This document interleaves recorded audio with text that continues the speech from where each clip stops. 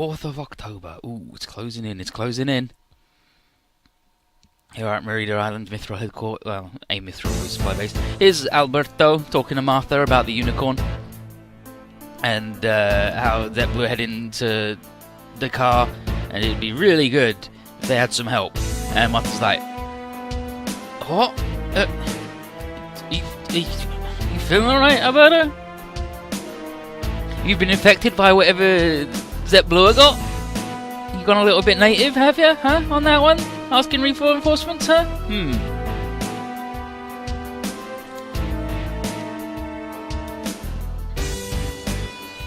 But yeah, she's not sending anyone to the car, not sending anything, nothing, and Federation headquarters say that Z3.1 are going to handle it just fine. Don't worry about it. The Miniverse RB has really riled up some fellas.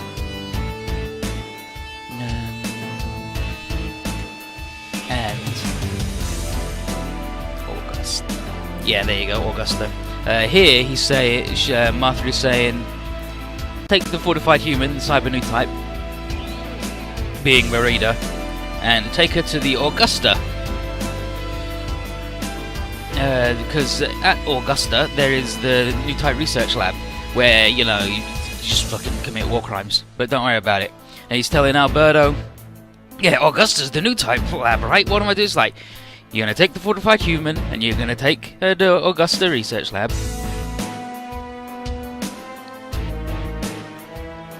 And you'll be fine. And then he asks what is he going to do with the girl's mobile suit, and she just says, leave it. I've already prepared a mobile suit for her to use. And he's like, you're going to make her fight Z3.1? He's like, the plus is much more important, my dear Alberto. He's like, I don't like any of this. I think my aunt might actually be evil.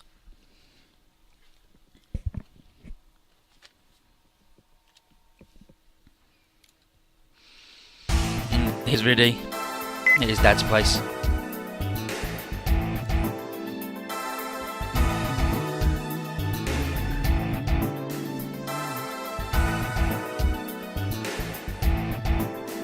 Here's his dad. And there's Riddy. Little blonde haired, beautiful Riddy. So, Ronan's just got off the phone with a certain Martha Vist Carbine, who we just saw Alberto talking to. And the Anaheim Electronics president is like, oh yeah, Alberto. He's like, yep. He's like, that woman, she's making some unreasonable demands in regards to the girl you bought. Oh, Audrey, you mean Miniverse RB? That's right. But he's not going to go into details. He admits that it's something to do with the Laplace's box, though. Because it and their family are bound by fate. And though Riddy's impetuousness hasn't changed at all for his years away, he is still unmistakably his father's son, and that's also cursed to deal with the box. Yeah, the Marcinus name. But while he's not going to follow his dad into politics because he wants to be a flyboy ace, Ronan's now going to tell him the truth. The truth of Chrono. He's like, that's right. Your family have been members of Chrono for generations, and you're going to be one too, because that's how it works. Chrono? But...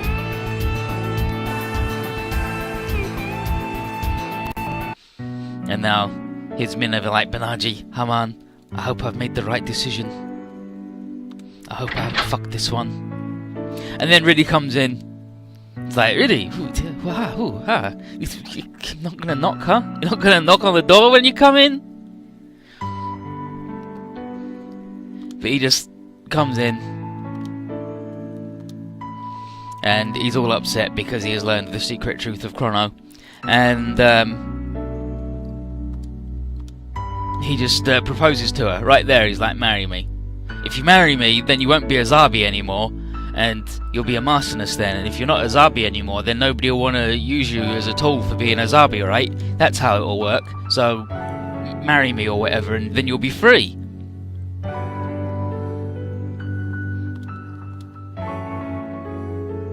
Yeah, if you become a member of the Masters family, it's fine, you won't have to do so. But Minerva and he, obviously, you can tell by his expression that they both know that that isn't actually being free. But really feels shitty because he might have just brought her into the worst place he possibly could have brought her to, and he doesn't know what else to offer.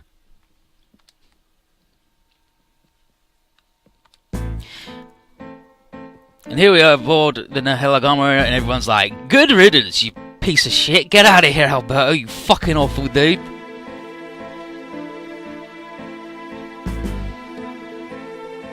Liam is especially concerned that they're giving custody of a military prisoner to, like, a civilian defense contractor. Like, that's a bit weird, and it's suspicious that he'd have to leave after he's so concerned about the unicorn all this time, and now that it's gone missing, he's leaving? Very strange.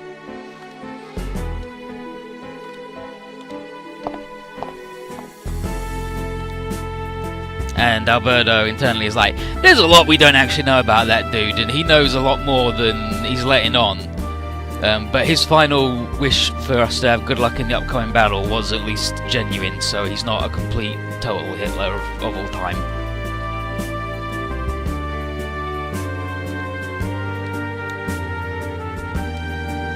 But we're on our way to the car. Meanwhile, in the Sahara Desert, it's Fasti, Alec. It's like, suck it up, Fasti. He's like, what are you doing? He's like, it's your fault we're here. He's like, what are you talking about? I had to do re-entry while we were under attack, and Gilboa was fucking busy, alright? And he's the only person who could have done it. He's like, yep, all shit in the engine, and we drifted way off course, so we're here in the fucking desert. This sucks. All full of sand, it's garbage.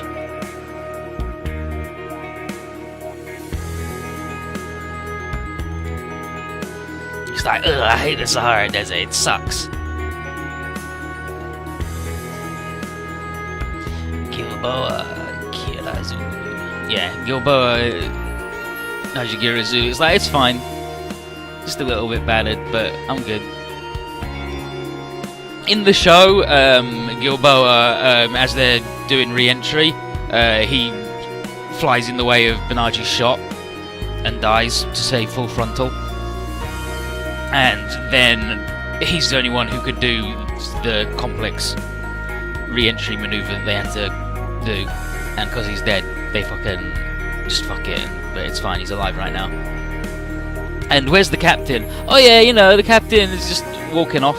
Don't worry about it, he's fine, he's taken the boy. And he's just heading to Dakar on foot, don't worry about it. Like, that's the captain, what do you do with that boy? Yeah, no, just took him with it, and it's all his fucking fault we're here anyway. But of course it's not. So we just got, like, shot down by Federation dudes just as we were flying around. And Gilboa's like, Benaji, hang in there, dude.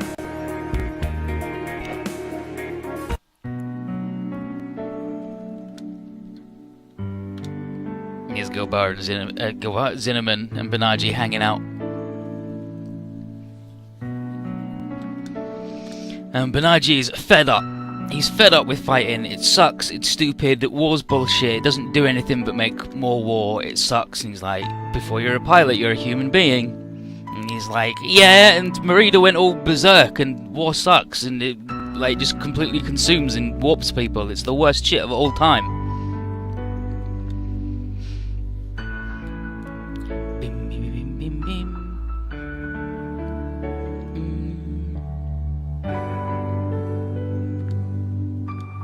And then Zinneman tells him to stop running away. Is this the same desert we fought Saeed? No, that was in the Middle East. That was in Helmajistan, rather than the Sahara. But, yeah, and he's like, don't run away. And he tells Benaji, yeah, he's like, you gotta stay strong till the end. As a man, you gotta stay strong till the very end. And I think one of the things he says is like, you can take the easy way out if you want and just starve to death. Like, just stop. And then Bernardi's like, ugh. It's like Cardius Fist said, my dad, it's a similar... He's like, quit it, stop it.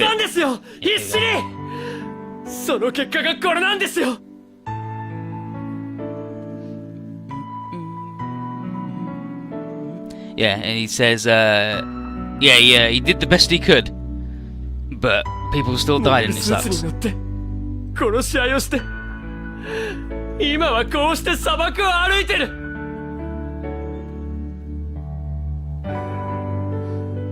And then he says that, yeah, he's killed. He's shot and stabbed and shot people from the cockpit of his mobile suit.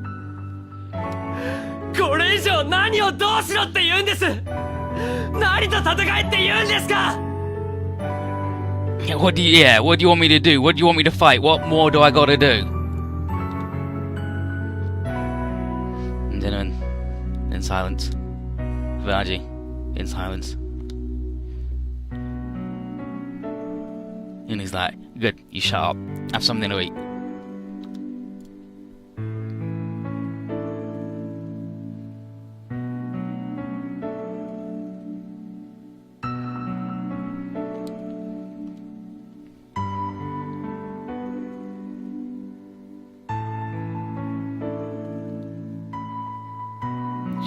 Yeah, why did you come to Africa? Because Vlasti got shot down because he sucks. Bernardi then says that he heard about Zinnemann and their past in the crew, and how the Federation killed all their families just because they were related to people from space.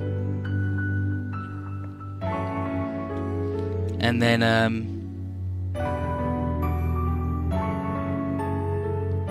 here he says about Haman Khan. She said the Federation was preparing to attack the colony, and if people just stopped wanting to fight, then the war could just be ended in an instant. And they'll always, like, as long as war continues, there'll always be people like Merida, victims of the huge machine. I already said it wasn't like, because where we fought Zaid was in Hel-Majestan, and this is in the Sahara. This is in Africa. That was in the Middle East. So it's okay. I already covered it. But yeah, it says that there'll be more and more people like Merida. And Zinnemann says that he's lost his sense of what was right and what was wrong. And the boys got the unicorn. And like, I'm flicking forward between the two translations on this one.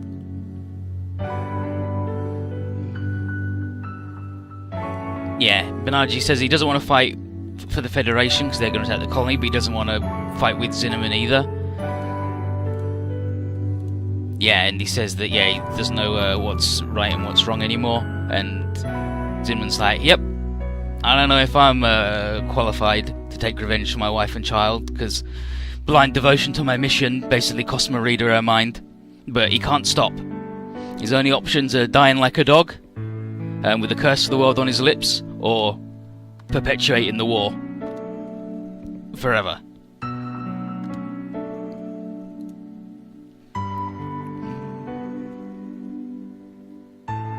Yeah. So when Bernardi says he doesn't know what's right anymore, he says that everybody is like that. Everybody doesn't know what is right, and they have to make tough decisions. Yeah, he says they can't stop, and he says he knows nothing will change. Like, if Zeon win, then that's not a guarantee that everything will change and be better. And he doesn't care what's in the stupid Laplace's box. He's only got two options, yeah. Fight or die while cursing the world. And then he talks about humans spreading across the earth like a plague, pollution, and wrecked it with all of our garbage. And we've created civilization and society, and the current society is too complicated and corrupt, and people are just trying hard to survive. Yeah, there you go. Yeah, society was made as a bulwark against the cruelty of nature, and mankind now finds itself more devoted to maintaining the complicated society than advancing and progressing. Even the attempt to find new life in space just led to another system being Xeon. And then Benaji's crying because it sucks and it's too real.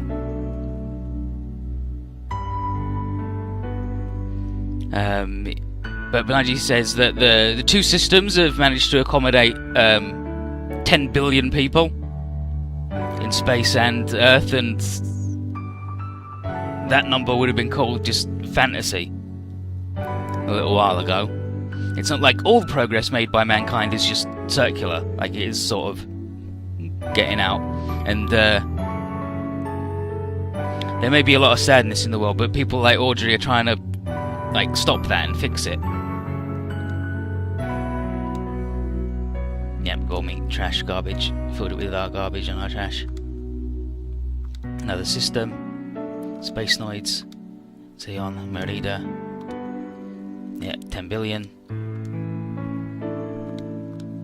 Audrey's trying to stop it. Yeah, and then Zinma says, and what have you, Benaji? What are you trying to do? He says, for all your talk of not fighting, wasn't it Z3 whose target was like that spot exactly between Space Noid and Earth Noid? Getting the true balance, you're still fighting. But as in he's saying like it's good, actually.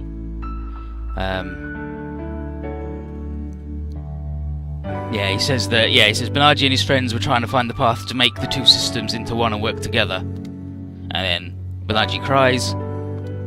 Benaji's like, yeah, no, I know, men shouldn't cry. That's right, men shouldn't cry. Hold it all up inside. And then Zinneman, in like the realest shit that has ever been said in like any TV program ever, says there's no shame in crying because you care. Like, cry as much as you want.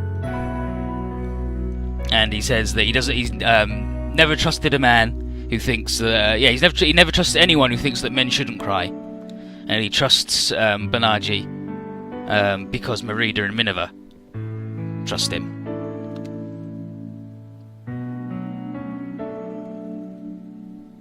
But this bit is pretty much like word for word exactly the same as episode 4 at Unicorn, I think. Except Gilboa's alive and they mention Z3 and Chrono. But otherwise it's pretty much word for word. Audrey, and here we are. 47. Going across the big ocean. Next week couldn't handle the big title thing showing up, and this is a Duel in the Atlantic.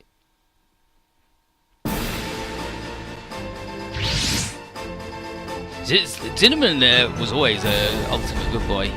Just an ultimate good boy consumed by the machine because the machine fucking sucks.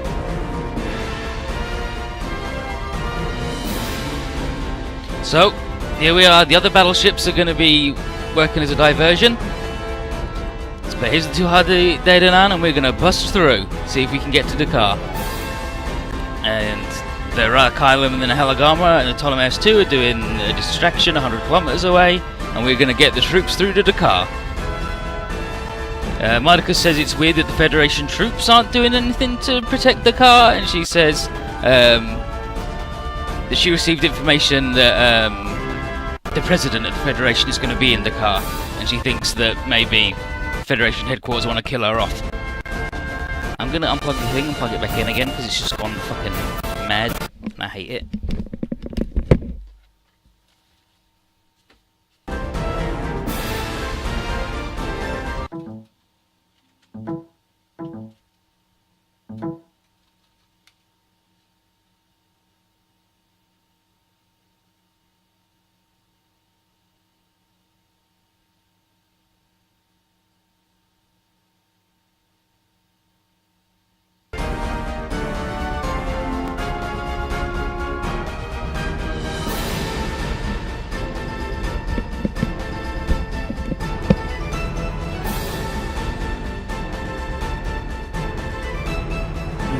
Much better.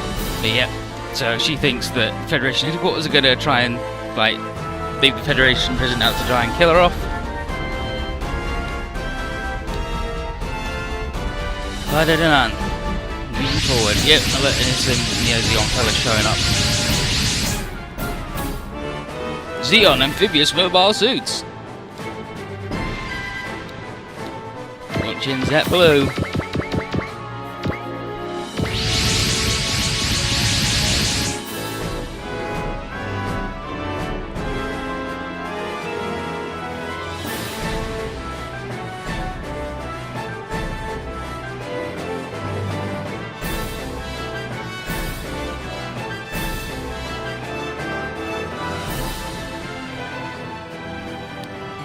And these guys aren't going to be too hard on the Empress of the Waves.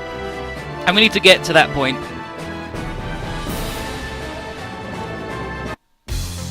So these Space Noids are going to try and beat the 200. Yeah, these Space Noids in their amphibious mobile suits are going to try and beat the 200 on the sea. Not going to happen. Let's show them the real bullshit. It's like, that's our Tessa. She's proud of her little baby she made.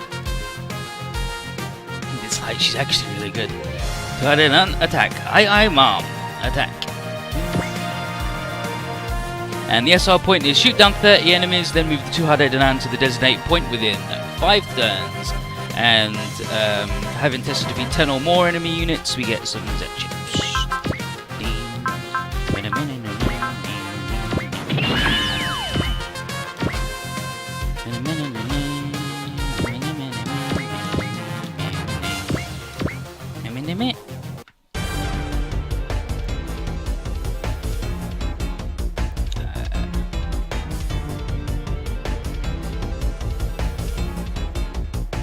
Oh good, he doesn't have Tessa, good.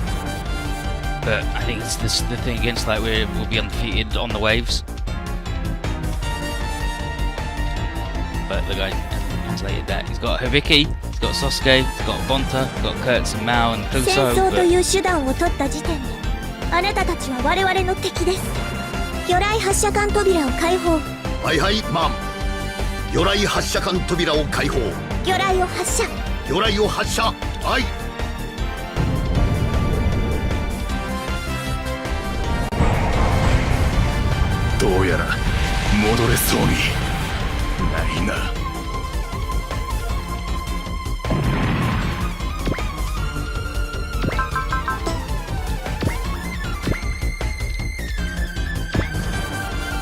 Getting rocked in the way.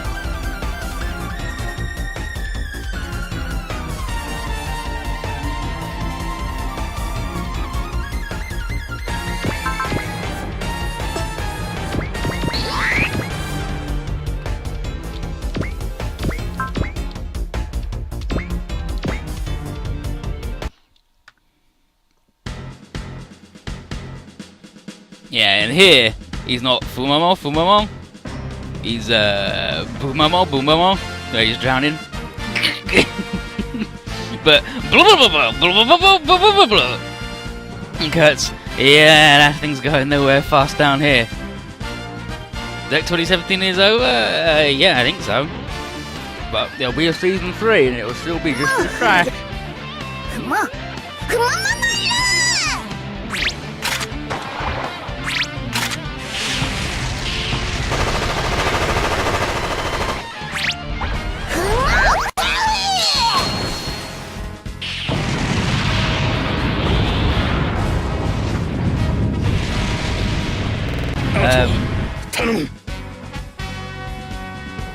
Each of the Full Metal Panic nerds are just like, we're totally safe as long as Tessa's here. She's managing everybody perfectly, despite us all being really inexperienced at underwater ops. Incredible.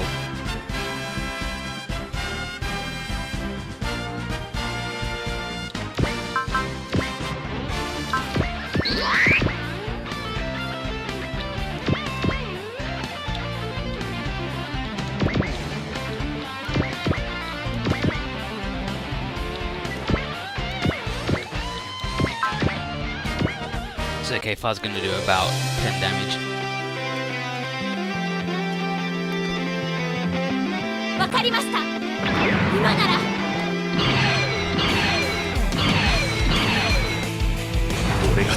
Yeah, there you go.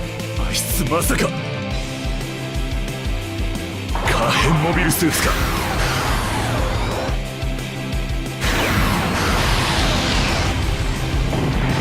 いるんでなんかいられない。俺が守りたいと思う全てのもののために。読み通り。まだおかずだった。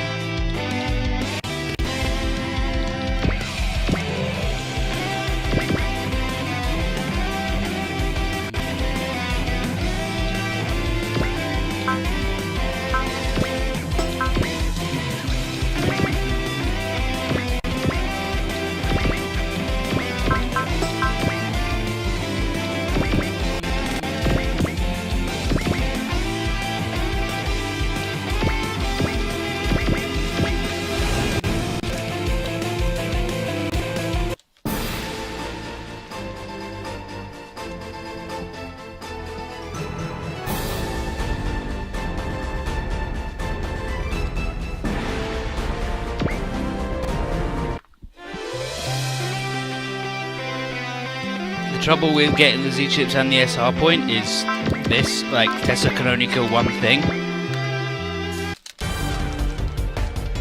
So, even if she kills everything on all 5 turns that she's here, that's 5 things, so she needs everything to counterattack her. 指揮官を潰せば勝機が見える。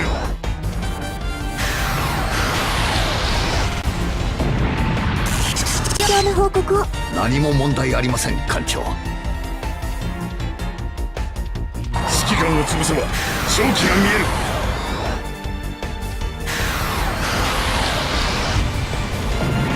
さっきまで。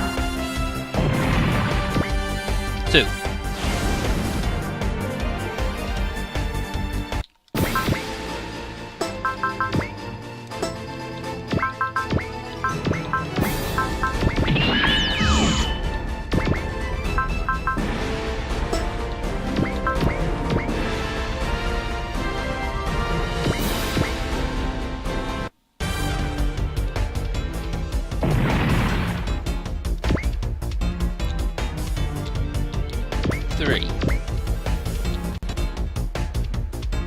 Now hopefully everything attacks her. Like, I should have put everybody in.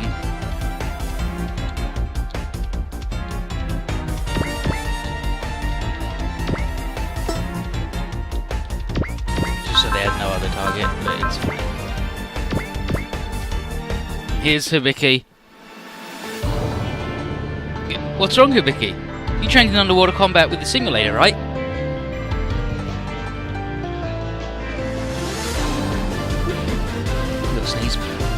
He's like, yeah, I'm just sad that Benkei helped me with that and now he isn't here for this.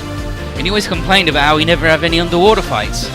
Then you should give it your all to pay him back for his help. Poor Benkei. You have an undersea map and he's not even fucking here. It's okay, he does get to join in one undersea map. PS でもブレードオン。フルスロットルで行きます。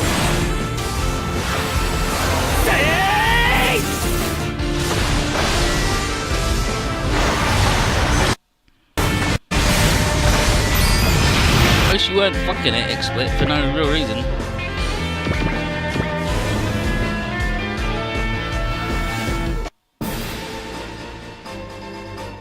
Oh no, he's too close.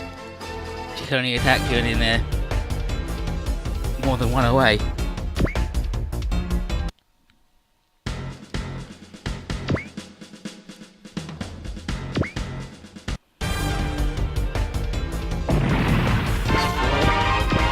And a bunch of PP.